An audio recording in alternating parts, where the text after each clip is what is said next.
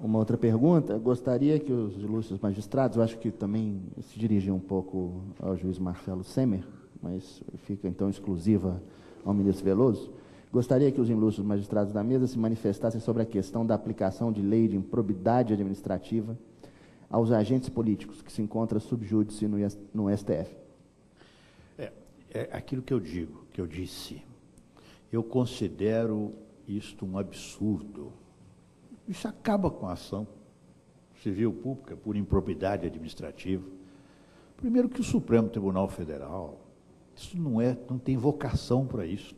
Isso não é missão do Supremo Tribunal Federal. O Supremo Tribunal Federal tem por missão guardar a Constituição, julgar as ações diretas de inconstitucionalidade. E, aliás, aqui, deputada Luísa Erundina, estou de acordo em facultar também ao cidadão, por que não, a legitimidade para esse tipo de ação.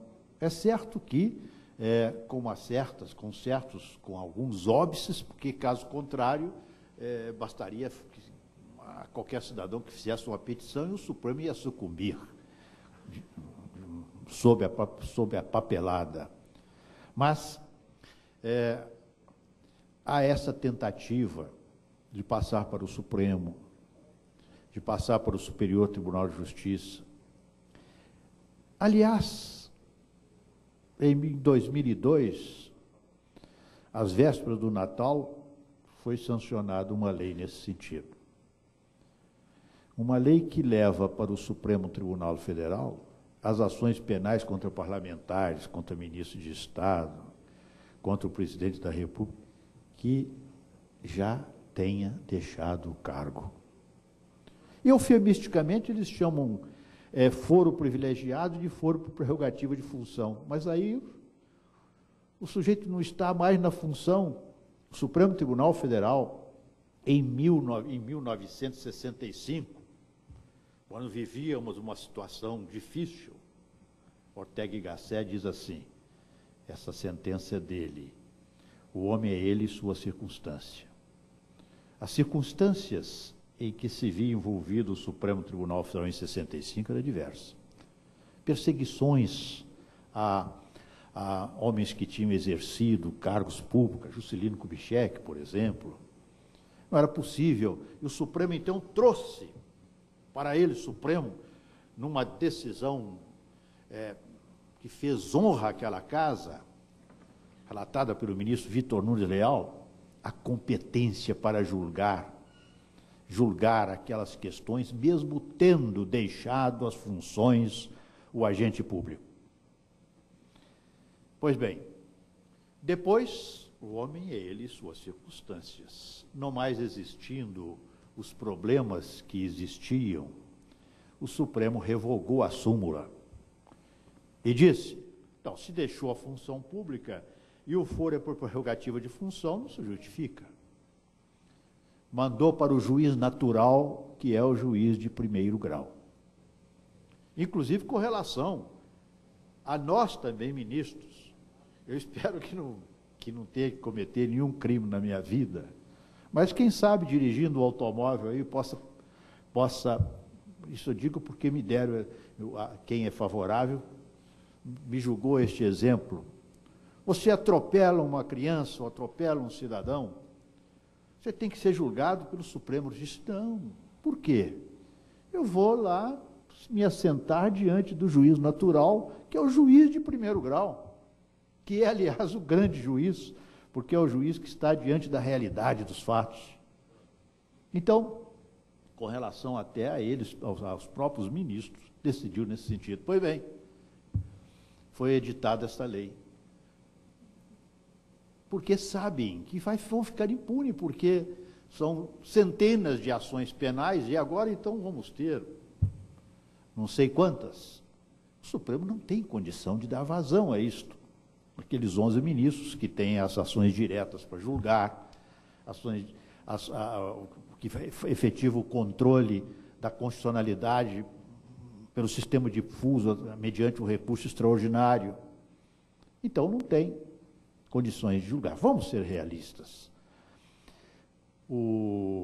o Supremo Tribunal Federal, examinando esta lei, relator o ministro Sepúlveda pertence, um voto magistral, Sua Excelência deu pela inconstitucionalidade desta lei. Isto em setembro do ano passado. Houve um pedido, entretanto, um pedido de vista, e o julgamento está suspenso.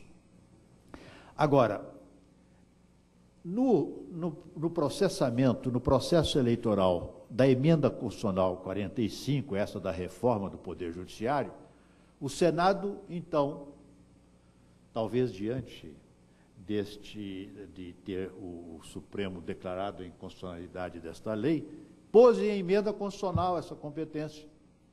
Mas como a iniciativa foi adicionada, retornou à Câmara, deputada Luísa Erundina. Então, por isso que eu digo, é de grande responsabilidade desta Casa a apreciação desses dispositivos, porque eles tratam mal, eles aplicam tratos mortais em princípios da democracia direta, postos à disposição do povo, assim, numa efetivação de uma democracia semidireta.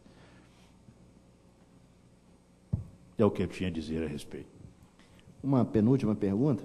O senhor acredita que, por meio de instrumentos de interpretação constitucional, visando dar maior efetividade ao princípio democrático, o STF poderia vir a declarar inconstitucional eventual lei elaborada pelo Congresso que viesse a alterar dispositivo inserido em nosso ordenamento jurídico a partir de uma iniciativa popular? Não, aí pode, pelo seguinte, porque a questão é da iniciativa.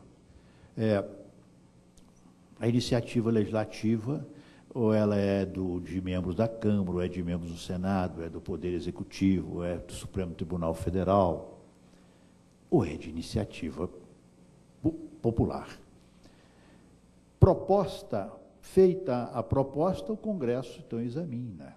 Ali realiza, nas duas casas, controle de constitucionalidade político, através das comissões de Constituição e Justiça, mas nem sempre é um controle jurídico, é mais um controle que fica ao sabor de questões políticas. Por isso, muitas vezes, é que as leis inconstitucionais são sancionadas pelo presidente da República ou são promulgadas pelo presidente do Congresso Nacional.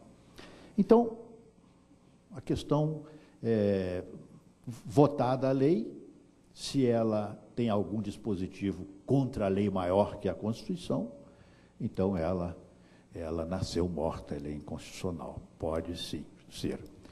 Aliás, o artigo 41A, que é moralizador, 41A da Lei 9.504, introduzido por esta lei de iniciativa popular, ele tem sido acoimado de inconstitucional no Tribunal Superior Eleitoral.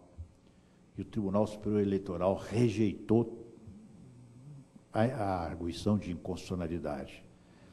Agora, o Supremo Tribunal Federal vai examinar.